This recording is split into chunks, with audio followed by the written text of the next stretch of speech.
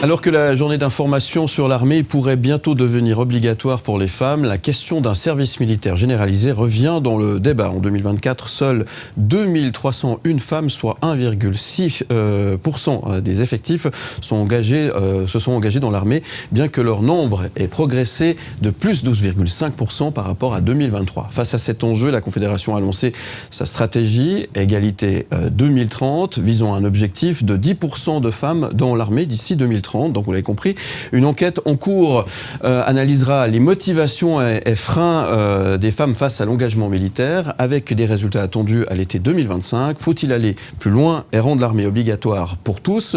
Comment inciter davantage de femmes à porter l'uniforme? Débat ce matin avec notre invitée Margot Habert, journaliste pour Watson. Bonjour Margot. Bonjour Philippe. Plaisir de te recevoir sur le plateau, merci d'être avec nous. Pour débattre ce matin, à tes côtés, David Letard, bonjour. Thomas Lécuyer. Mais bonjour. Et Mike Pérez. Mike, avant de te donner la parole, un petit coup d'œil à notre sondage. Est-ce que ça bouge? On jette un petit coup d'œil donc à cette question, un sondage à cette question. L'armée doit-elle devenir obligatoire pour les femmes? Non à 58%. Margot, ce sondage, tu le trouves cohérent? Tu es d'accord avec ça? Je suis ni pour ni contre, bien au contraire, comme la bonne adresse, vous le dites, n'est-ce pas? C'est pas vraiment à moi de me prononcer là-dessus. Moi, ce que je souligne, c'est que c'est finalement mettre un peu la charrue avant les bœufs, de toute façon, que de vouloir pousser les femmes à faire l'armée. Sur le principe d'égalité, je le comprends, mais il y a 1000 autres choses à faire avant, en fait. Eh bien, on va en débattre justement. Mike Pérez.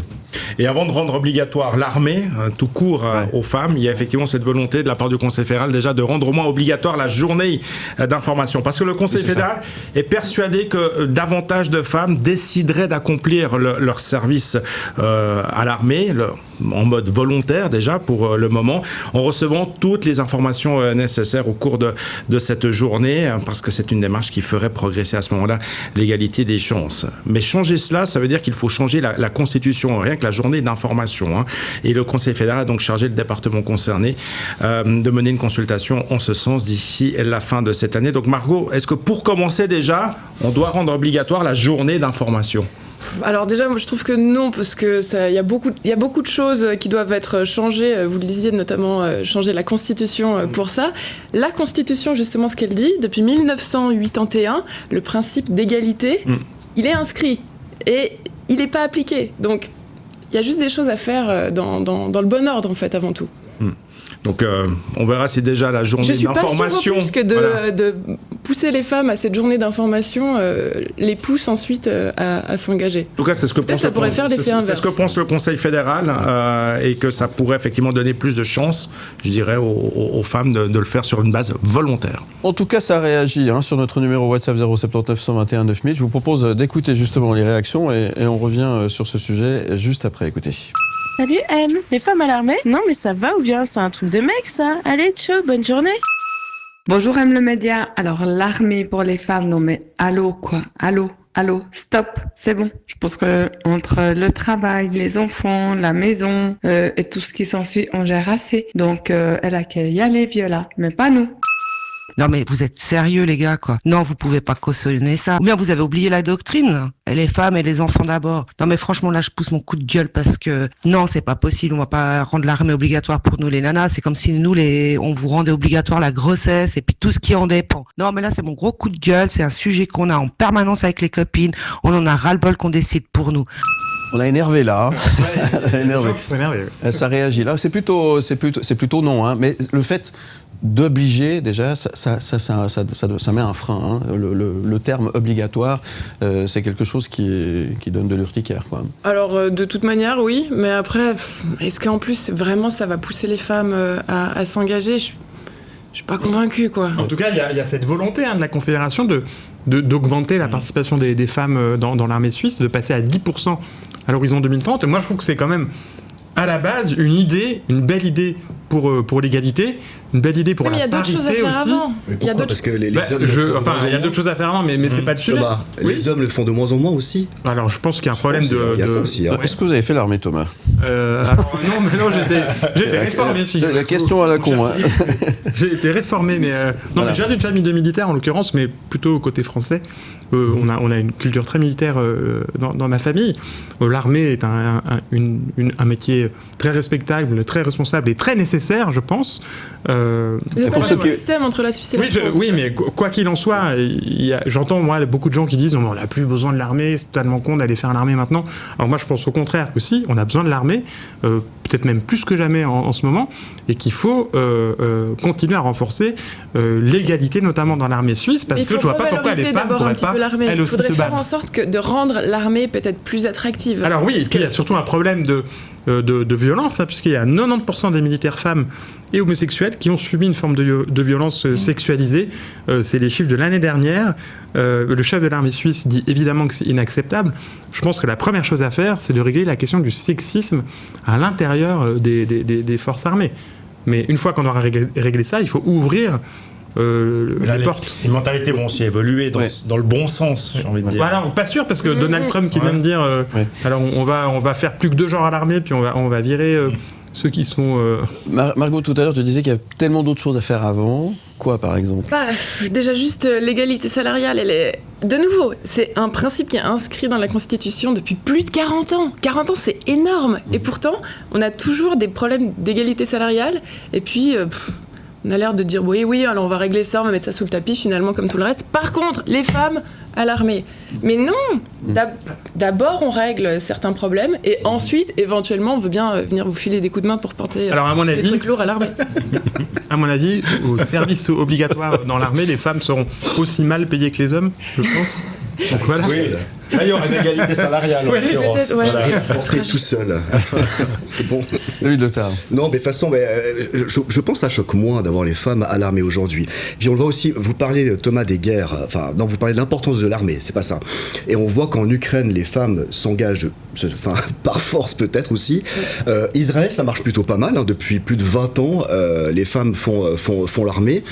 Voilà, moi je pense qu'une certaine forme... Mais c'est obligatoire. Alors je sais en pas. Israël, c'est obligatoire. En Israël, je sais. Je crois qu'Israël, c'est pas obligatoire. volontaire. Non, l'Ukraine, non. Le service est mais obligatoire. pour Israël, ouais, c'est obligatoire. Donc, bon, pourquoi pas. Oh, puis c'est une autre mentalité. C'est un service qui est très très long. C'est quoi ? C'est 3 ans, quelque chose comme ça ? Ouais, je crois que c'est 3 ans. Ouais, hein. Ouais, c'est super long. C'est super long. Mais bon, on est arrivé après.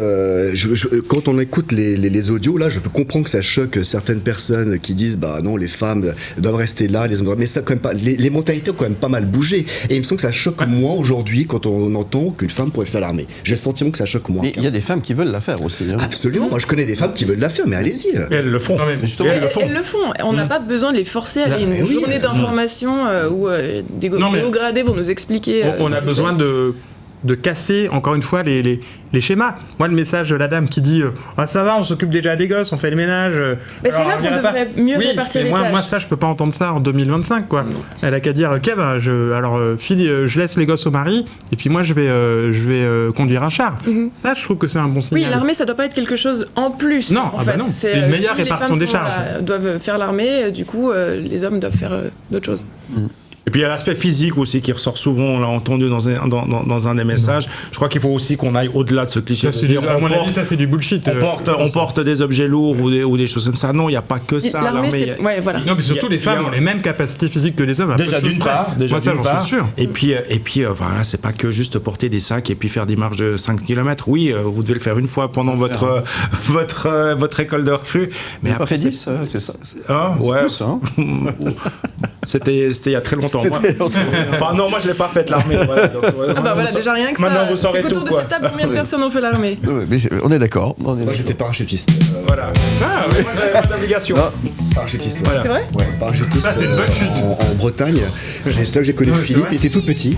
Il aimait bien sauter avec moi. N'importe quoi. Non, c'est n'importe quoi.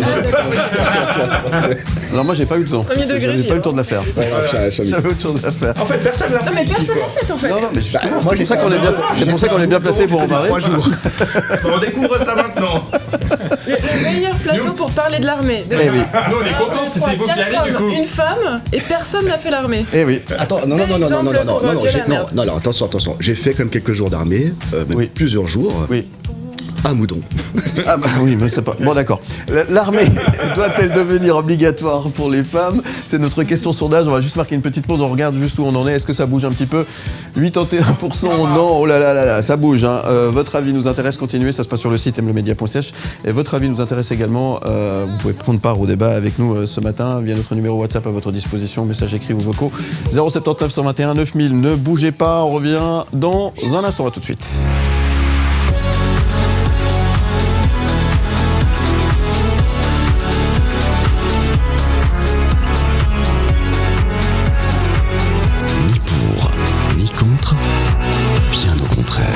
Avec Margot Habert de Watson qui est avec nous ce matin. Merci d'être là, Margot. Avec David Letard, avec Thomas Lécuyer, avec Mike Pérez. Et cette question, l'armée doit-elle devenir obligatoire pour les femmes? Cette question, c'est notre question sondage sur le site mlemedia.ch. Et ça réagit. On a reçu pas mal de messages au 079 121 9000. Je vous propose de les écouter. Alors pour ma part, je suis contre que l'armée soit obligatoire pour les femmes. Dans un premier temps, je trouve que nous n'avons pas les mêmes capacités physiques, il faut l'avouer. Après, voilà, si certaines femmes se la sentent, ben voilà, il y a la possibilité de le faire, donc c'est génial. Mais par contre, que ce soit obligatoire, je trouve ça vraiment compliqué. C'est compliqué aussi notre rôle en tant que femme, mais surtout au niveau de la maternité. C'est vrai que voilà, au niveau parentale, c'est quand même souvent la maman qui est à la maison, qui doit s'occuper des enfants, etc. Et pour moi, c'est déjà compliqué quand le papa n'est pas là et qu'il doit partir à l'armée. Si je prends mon exemple, mon mari était à l'armée au moment où j'ai accouché, donc c'était déjà très compliqué. Alors, j'imagine pas une femme, voilà, si elle fait l'armée. Honnêtement, moi qui suis originaire du Brésil, moi j'apprécie qu'au Brésil cette année, les femmes à partir de 18 ans peuvent s'inscrire de façon assez volontaire. Et bah, du coup, concernant la Suisse, je trouve qu'un service obligatoire pourrait être intéressant pour tous dans ce cas, mais que celui-ci puisse se faire avec ou sans armes au service de la population. Merci, bonne journée. Merci, bonne journée. Des messages un peu plus modérés, mais finalement, c'est déjà le cas aujourd'hui. On peut être volontaire, une femme peut être volontaire pour faire l'armée. Finalement, c'est ça la solution. Donc, sauf que ça donne pas très envie. Ah, ça donne pas, ça, c'est une autre histoire. Pas envie, non, effectivement. Mais après, c'est même pas ça le problème, en fait. C'est vraiment... Je me répète, hein, c'est revenir à ce principe d'égalité. Là, cette auditrice qui raconte que y a le rôle de maman, il y a le papa qui du coup fait... Non, mais déjà il y a rien qui va là-dedans. Il faut mieux répartir les tâches de manière générale. C'est pas possible. Mais donc ce serait un signal. Je pense que c'est un signal fort pour aller vers plus d'égalité que de dire non pas que l'armée est obligatoire, mais en tout cas de dire les femmes, sont plus que bienvenue à l'armée. Mais sur le principe, on est, j'espère, et d'accord travailler le corps militaire pour que ce soit plus accueillant, si j'ose dire, et en l'occurrence qui est moins de faire des crèches dans les... Ah non, mais travailler les mentalités. Dans les casernes. Ouais, prendre ton enfant avec, c'est un peu vrai compliqué. qu'il y a un sexisme de base, souvent dans l'armée aussi, il faut l'avouer. Mais pas que dans l'armée, dans la société de manière générale, c'est que oui, mais peut-être ça se voit plus avec l'uniforme. Dans un couple, quand il y a un enfant qui arrive, c'est souvent monsieur qui continue de bosser, madame qui baisse son taux ou qui arrête, et le calcul, généralement, il est facile, c'est que comme de toute façon, c'est monsieur qui gagne mieux, bah évidemment, on va quand même pas se priver du salaire le plus élevé. Donc, c'est pour ça que j'en reviens à cette histoire d'égalité salariale, c'est que, en fait, avec ces 18% d'écart entre les salaires des hommes et des femmes, ça n'encourage pas à être plus équitable dans la répartition des tâches. Il y a quand même une évolution positive dans ce sens-là, c'est un autre débat. Mais c'est moins pire, mais c'est pas... En l'occurrence, oui, mais ça va dans le bon sens. Oui. On évolue et on voit quand même de plus en plus de papas qui, en l'occurrence, diminuent leur temps de travail. Oui. Mais voilà, ça c'est un autre débat. C'est encore mal vu, c'est souvent mal vu. Mais en fait, il y a plein de choses à réformer. C'est mal vu et en même temps, ceux qui le font, c'est un peu oh waouh, un héros. Ouais. Mais non, et puis il y a une initiative pour un congé parental qui est en train d'être mise en place, dont on reparlera probablement prochainement en plateau, peut-être avec vous. Avec grand plaisir. Margot. Plein de choses à dire là-dessus. Mais c'est pas le sujet en tout cas pour le moment. Moi je pense vraiment que le cœur du sujet c'est comment je pense que c'est une chance, en tout cas, de moins visibiliser les femmes dans l'armée, de plus les accueillir, d'avoir plus de diversité. De mieux les femmes, mais aussi les personnes transgenres, même, les queers. justement, l'armée. Je pense qu'au contraire, pour moi, c'est une chance. Toute la hiérarchie de l'armée, de la sensibiliser à la présence féminine. Parce que ça pose effectivement des problèmes. C'est assez bête, mais c'est des problèmes aussi logistiques, d'infrastructure. Je sais que par exemple, au centre de recrutement pour la Suisse romande qui est à Payerne, effectivement, quand les femmes viennent faire le recrutement maintenant, avant, effectivement, on se posait pas la question. Il y avait un grand dortoir et puis une grande salle de bain commune. Et puis voilà, il a fallu aménager, évidemment, parce qu'il faut séparer hommes et femmes. Justement, ça représente des coûts. Juste mettre en place cette journée d'information obligatoire, c'est, je crois, 900 millions de francs qu'il faudrait sortir juste pour mettre ça en place. Et ensuite, encore 900 millions par année pour les infrastructures. Et vous croyez que ça, c'est une dépense inutile, du coup ? Alors, disons que ce serait pas la dépense la plus inutile de l'armée. Moi, c'est plutôt quand j'ai certains de mes amis qui me racontent qu'en cours de répète, ils s'amusent à tirer des balles dans la forêt et que finalement, ça fout le feu aux arbres. À 9 francs la balle, peut-être que l'argent pourrait être mieux réparti. Alors peut-être que le mot armée dans tout ça est compliqué. Est-ce qu'on ne devrait pas plutôt partir dans une idée d'un service civil, parce que c'est vrai, il y a beaucoup d'hommes qui ne veulent pas faire l'armée aussi, ça existe. Et là, finalement, c'est tout revoir le système, finalement. Revoir du début à la fin un service civil qui s'apparente en quelque sorte sans l'uniforme, sans le pistolet, sans l'arme, etc., et sans tirer des balles qui ne servent à rien dans la forêt. Peut-être que c'est plus approprié pour un service qui à la population, comme le disait une des auditrices là tout à l'heure. Ça pourrait être pertinent. Ça, pour le coup, c'est quelque chose que on pourrait davantage valoriser. Mais c'est pas l'idée. C'est pas l'idée, effectivement. La question, pourtant, c'est... ça, pour le coup, en plus, ça pourrait susciter des vocations. Si on se retrouve, plutôt que de devoir aller tirer des balles dans la forêt, aller, j'en sais rien, bosser pendant quelques mois dans un EMS. Des travaux d'intérêt général ou des choses comme ça, entre guillemets. Entre guillemets, oui, mais pour le coup, ça peut faire découvrir certaines professions. Pourquoi pas ? Et là, on parle évidemment, et tu l'as dit en intro, on parle d'une journée. C'est une journée, comment est-ce qu'ils appellent ça, d'intégration ? Journée d'information, simplement. Pardon. D'information pour comprendre les choses. Rendre cette journée obligatoire. Là, c'est finalement juste informatif. C'est bien, c'est pas bien ? En vrai, les femmes qui veulent s'engager dans l'armée, elles y vont de manière volontaire. J'ai pas l'impression que ce soit en forçant la main que ça va susciter des vocations. Il pense quoi le mouvement féministe par rapport à ça ? Parce que des fois, moi, je suis un peu perdu entre... il y a la femme, il y a le mouvement féministe qui est contre la guerre, qui est contre le patriarcat. Enfin, je sais pas, aidez-moi. Je suis un peu perdu avec ça. Il faut leur demander directement. Ouais. Mais il y a différents mouvements, de toute façon. Ouais. Il y en a qui sont pour intégrer les femmes dans l'armée. Il y en a d'autres qui vous diront que non. Il n'y a pas un féminisme. Oui, j'ai bien remarqué aujourd'hui.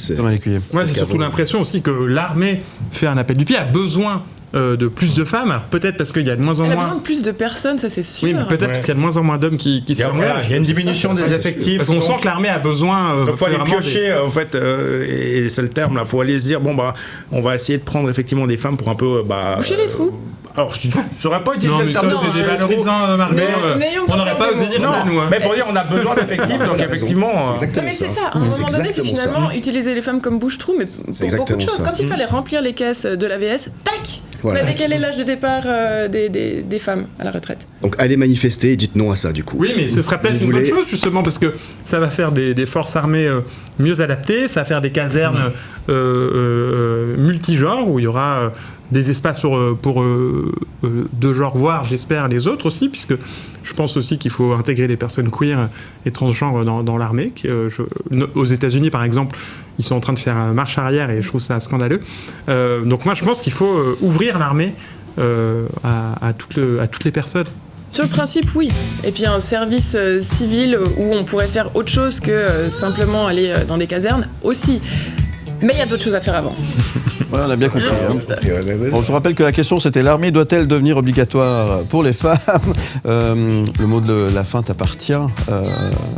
Que dire pour ce dernier tour de table sur cette question ? De nouveau que finalement, si on doit rendre la journée d'information obligatoire pour les femmes, ça doit passer par une modification de la Constitution. Dans la Constitution, je le redis pour la 127e fois de cette émission, le principe d'égalité est inscrit depuis 1981, plus de 40 ans, et il n'est toujours pas appliqué. Donc, une chose après l'autre. On a bien compris ta position. Merci en tous les cas d'être venu débattre avec nous ce matin. David Letard, 30 secondes. Ouais, alors cette opération qui coûterait 1,8 milliard, je suis sûr qu'on pourrait le mettre ailleurs, effectivement. Vraiment, il y a des besoins bien plus urgents. Si vous avez envie de faire l'armée, vous êtes la bienvenue. Mais autrement, non. Voilà. Thomas Lécuyer. Rendre obligatoire le service, non. Féminiser l'armée en travaillant à l'intérieur des forces militaires pour que ce soit plus accueillant et moins sexiste, oui. Bien, Mike Perez. Comme souvent dans ce débat, n'obligeons pas les choses, mais encourageons, incitons, et puis essayons effectivement de rendre la chose intéressante et pour que les femmes, en l'occurrence, aient envie, sur une base volontaire toujours, d'aller faire l'armée. Très bien. Merci pour ce débat que vous retrouvez bien sûr en podcast et en image sur le site mlemedia.ch. Thomas Lécuyer et Margot, vous avez vu les deux le film Le journal de Bridget Jones. Et là non plus, vous n'étiez pas d'accord. Alors, l'avis de Margot, s'il vous plaît.